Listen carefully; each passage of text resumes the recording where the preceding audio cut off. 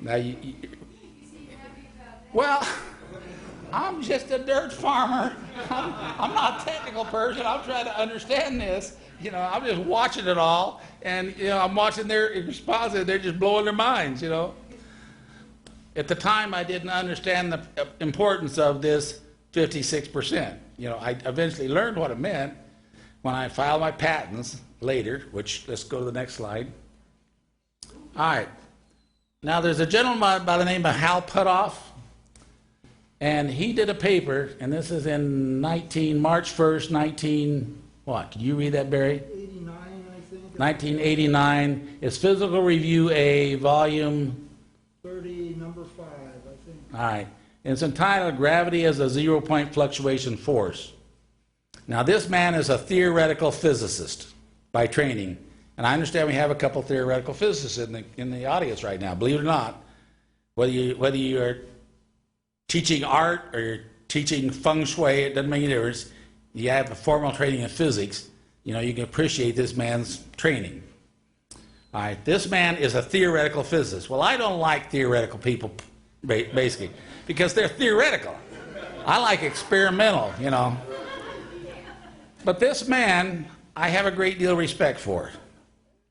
I can't understand any of this mathematics. Can you? Now, maybe our physicists back here can. I can't.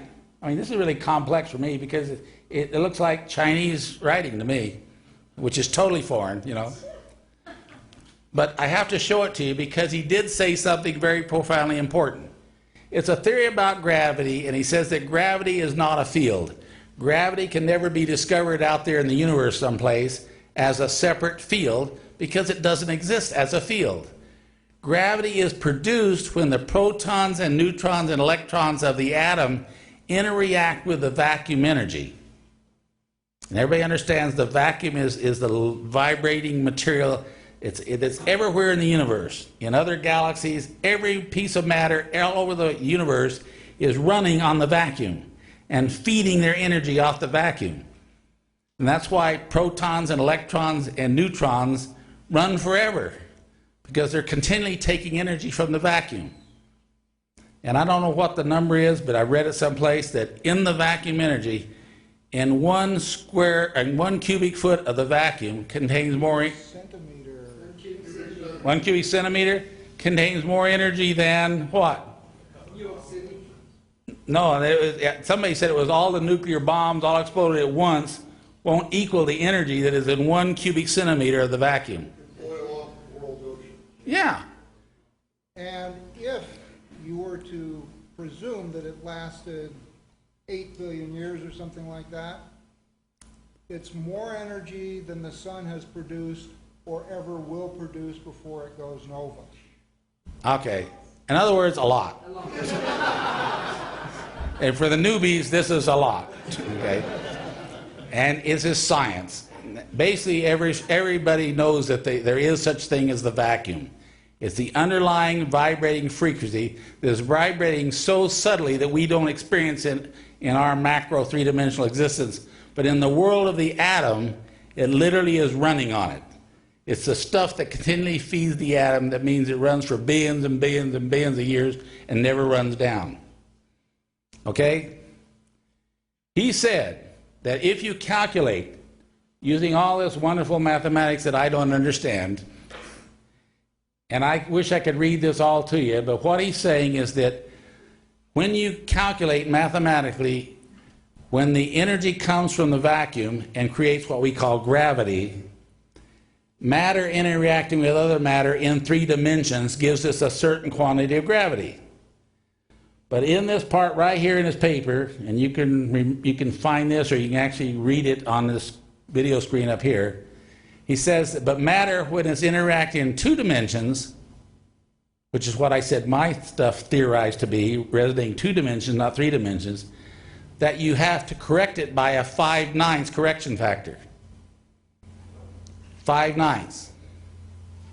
So matter that's interacting only in this direction, like a superconductor, doesn't weigh what matter interacting in 3 dimensions is like. So you must correct with a 5/9 correction factor. My material loses 4/9 of its weight and weighs 5/9 of the beginning weight of the metal. So where did the 4/9 go? It's still there. It's just not in these 3 dimensions. Now this is heavy, people. It's very heavy, but it also is telling us what gravity is. And remember, when you control gravity, you control space-time. When you know what gravity is, you're working with space-time. Now, if you could shrink yourself down to the size of an atom and literally walk inside the atom and be in there with the electrons buzzing around outside and the neutron, the protons right here beside you, you'll be in the world of the quanta. And in that world, there is no time as we understand it.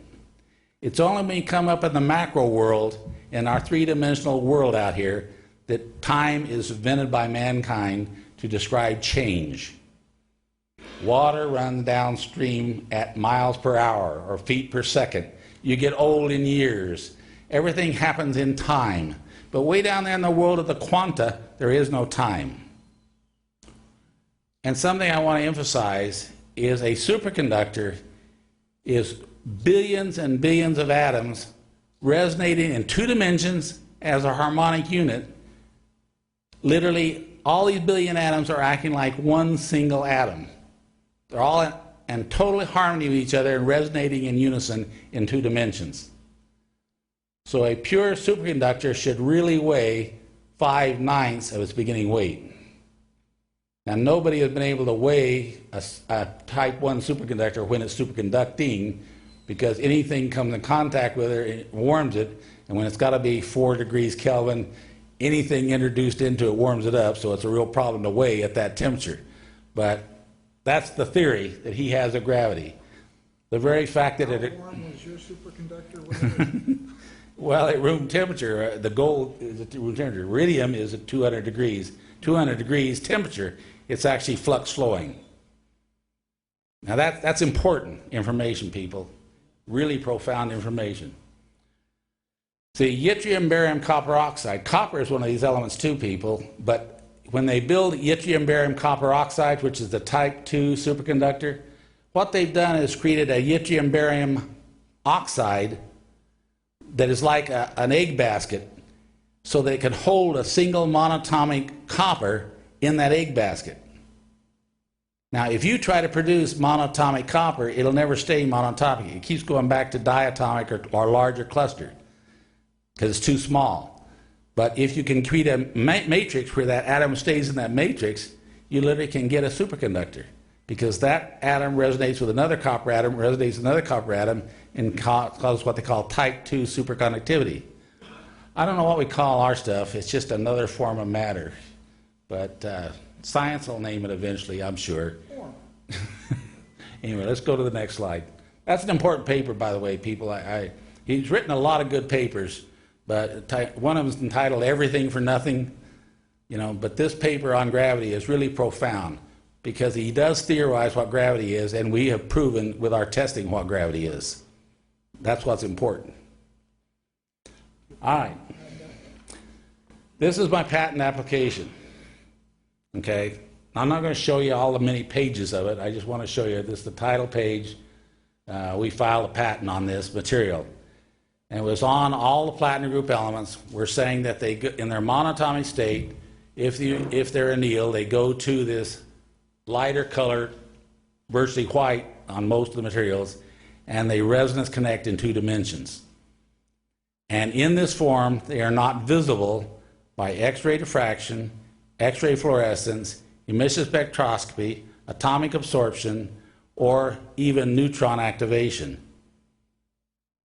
It isn't identifiable by DC arc, but it is identifiable by induction coupled plasma, which is one of the new technologies. It's just not receiving energy.